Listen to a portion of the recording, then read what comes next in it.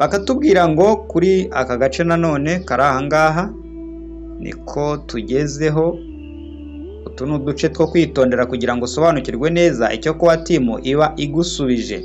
Ukurikije impamvu yawe ya KYC yo kwangwa ifoto idasobanutse, wemerewe kohereza ibyifuzo bya KYC rimwe mu kwezi.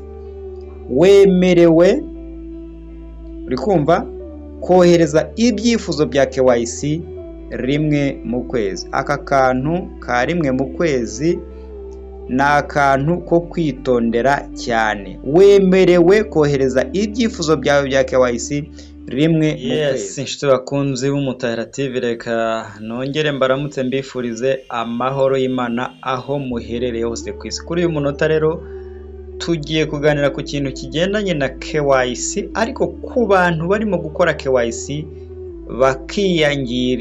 bakiyangiriza kandi kubera uburyo bakoresheje telefone zishobora kuba zitagaragaza ibigendanye n'amafoto, yaba ifoto yo muri liveness yo muri KYC cyangwa se ifoto y'indangamuntu, igice cy'imbere n'igice cy'inyuma, ibyo byose bikaba bitagaragara, hanyuma bakabagarurira KYC yabo. Kandi abo bantu deadline yabo ari itariki 31 z'ukwezi kwa mbere 2025. Hanyuma bakakubwira ngo uba ufite uburenganzira bwo gukora KYC rimwe mu kwezi. Ubwo niba baguhaye na resubmit, bigaragara ko cyangwa se byumvikana ko uzarisubmitinga mu gihe kingana n'ukwezi uhereye igihe n'ubundi iyo KYC wari warayikoze. Byumvikana ko umuntu ushobora gukora KYC uyu munsi akayica, uyu munsi ukoze KYC ukayica, ukimara kuyica wenda bakagusubiza resubmit. Submit bakunze kuyitanga muri step ya 8. Hari abo bashobora guha resubmit, hari abo bashobora guha biriya byo kuvuga ngo ni epiri, nabyo ukabikurikiza ukabikora. Ibyo ari byo byose uko byagenda kose ushobora kuzahura n'igihombo, kubera ko grace period ishobora kuzaba utarakora KYC, kubera ko uzaba utarayipasa neza, bishobora kuzakubera igihombo. Ndaza kubaha urugero mbereke ingero zimwe ziba zifatika, kuko ibyo mba ndi kubabwira mba mbifitiye ibihamya, ntabwo ari ibintu mba nihimbe cyangwa biri aho ngaho nitekereje ku ruhare rwanjye. Nawe dushobora gufatanya tugatekereza tukareba niba ibyo nkubwira ari ukuri. Byaba atari ukuri, ufite uburenganzira bwo kunyomoza ukambwira uti icyo ni ikinyoma, uratubeshya, hanyuma nawe ugatanga izindi fact zigaragaza neza ko ibyo mvuga atari sawa. Naguha n'umwanya ukaza kuri YouTube channel Umutahira TV, aho ushobora kunyomoreza nkanabyemera, kuko hari igihe ibyo uvuga bishobora kuza gufasha abantu, simbizi, gusa ibyo nkubwira njyewe mba mbifitiye ibihamya. Reka wenda nguhe urugero kuri iyi stati y'uyu muntu, wenda aba ariyo nguheraho urugero, hanyuma turaza no kuyishyira mu rurimi rw'Ikinyarwanda. Ariko nsuhuze abantu bose batazi ururimi rw'Icyongereza, mbabwire ntidukomere cyane abantu tutazi Icyongereza neza, cyane cyane kukivuga, kucyumva no kucyandika n'ibindi bigendanye nacyo. Hanyuma mbabwire ntimukomere kandi mukomeze gushakashaka uburyo kimwamenya no makuru yose mutagiye kubaza abo baduseka cyane, kugira ngo badakomeza kuba hano urwamenyo. Ariko ikigenderewe ahangaha ni ugutangaza amakuru agendanye n'ibi bya KYC ku bantu barimo gukora ama KYC, amafoto yabo akagenda nabi, KYC zabo bakazisubizwa, kandi bakazisubizwa bitari bubagirire umumaro, kubera ko kuyikora ni mu kwezi. Reka dusome wenda ahangaha, niturangiza turaza gushyiraho kwa kundi mu Kinyarwanda nabyo mubimenye, mujye mumenya uko bikorwa,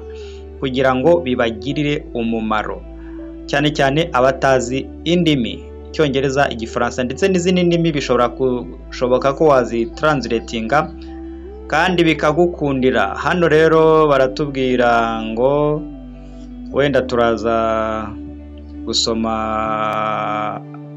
aka gace konyine, niko tugiye gusoma kugira ngo tuze no kugashyira mu runyarwanda hanyuma twumve icyo batubwira ahangaha mu rurimi rwacu rw'urunyarwanda. Batangira batubwira ngo your application status ngo KYC is not approved. Based on your current KYC rejection reason and a clear photo, you are allowed to resubmit your KYC application once a month. Please note that your grace period time continue to run during this process because it is the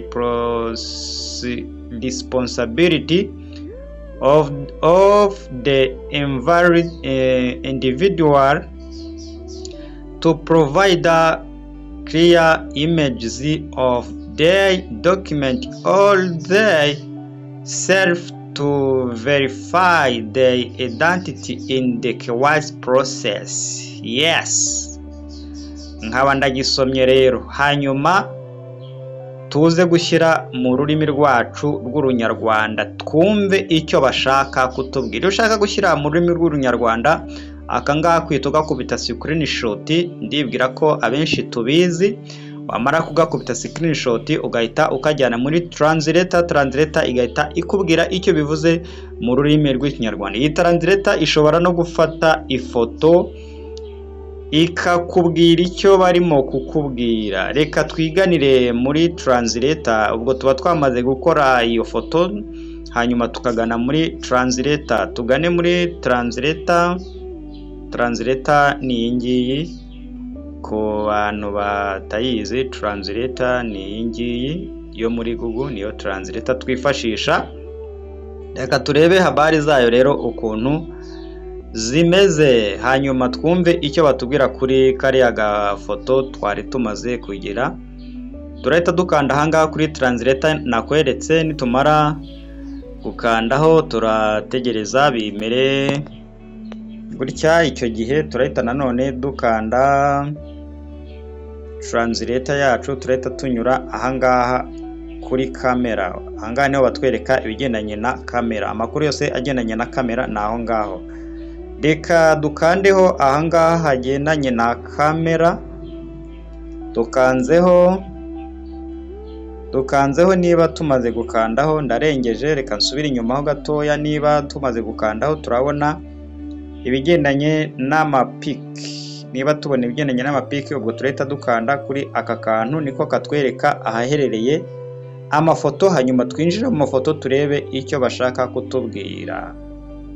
Kuri uyu munota mu kukwigisha ushobora kunyura ahangaha ugahita fotora nk'icyapa kiri mu Cyongereza, ugahita ukizana muri translator bakakubwira mu Kinyarwanda. Ubwo ushatse kubikora ibyo ngibyo wanyura ahangaha, ariko twebwe twishakira tugiye kwinjirira ahangaha hanyuma turebe amafoto dushaka. Nkuko bisanzwe rero reka dukoreho gutya, hanyuma hite haza amafoto menshi. Wowe urahitamo ifoto wumva ushaka. Ifoto dushaka ni iyi ngiyi, ifoto dushaka ni iyi ngiyi iherereye kuri aka gace. Reka tuyikandeho hanyuma ize. Iyo imaze kuza bahita batubwira uko mu Kinyarwanda bimeze. Hano urabona baratubwira ngo murakaza neza. Hare hejuru hano urashobora gukurikirana imiterere ya porogaramu ya KYC, hanyuma bakatubwira aka gace tugiye kwirebera.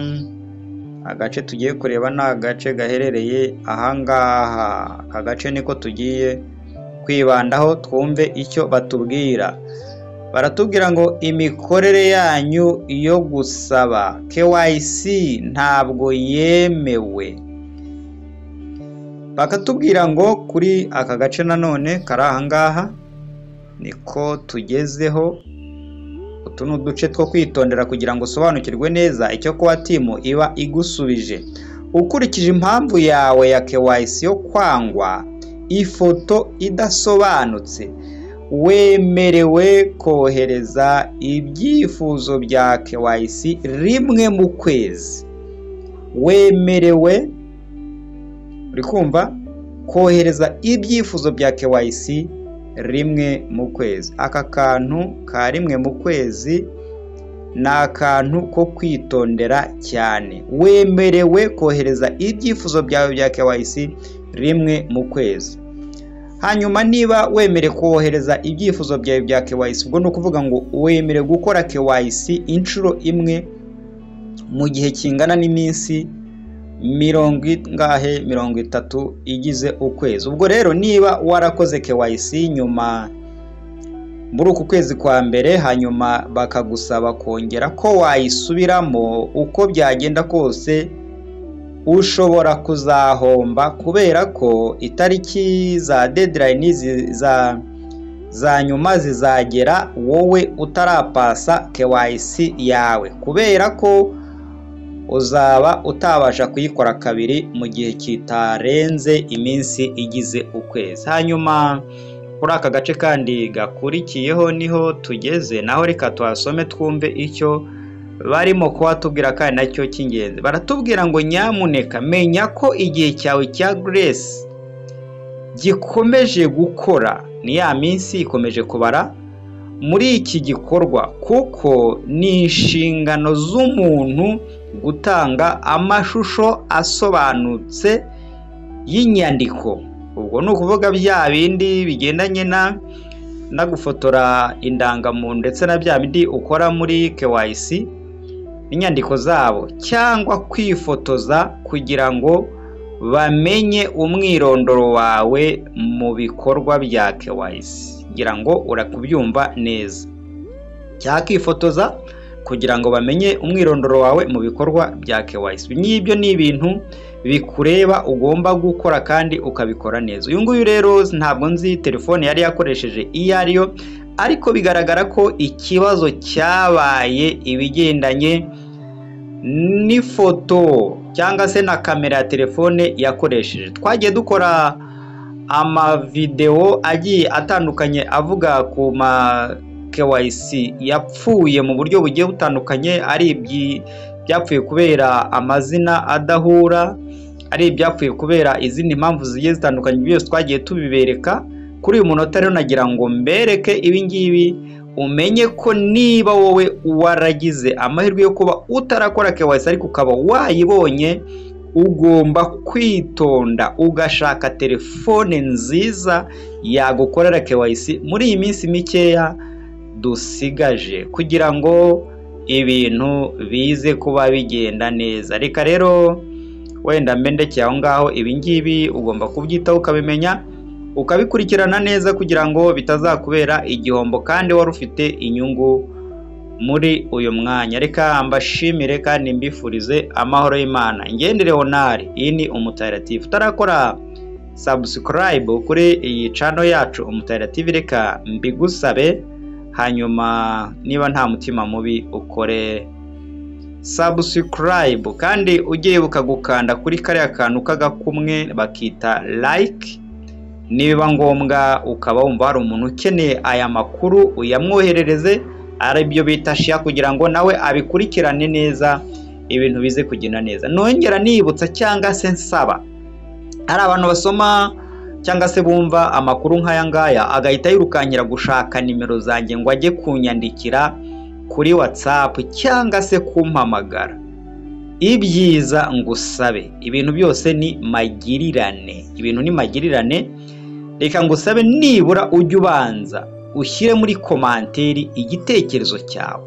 Nzi neza yuko nta muntu n'umwe wigeze ashyira muri komanteri igitekerezo, komenti cyangwa se muri ubwo buryo nyine ngo mbure kugira icyo musubiza. Ibyo ngibyo bifitiye umumaro ukomeye cyane. Iyo ukoze komanteri hariya bimbera sawa cyane kuko biba ari byiza. Ndagusabye ibyo bintu ujye ugerageza kubikora, hanyuma wenda uze kuza kunyandikira kuri WhatsApp, ariko n'ibyo ngibyo nibura wabikoze biba byiza cyane. Ibintu byose ni magirirane, mba ndimo kugufasha ariko nawe uba ukwiriye kumfasha. Reka mbashimire kandi mbifurize amahoro y'Imana.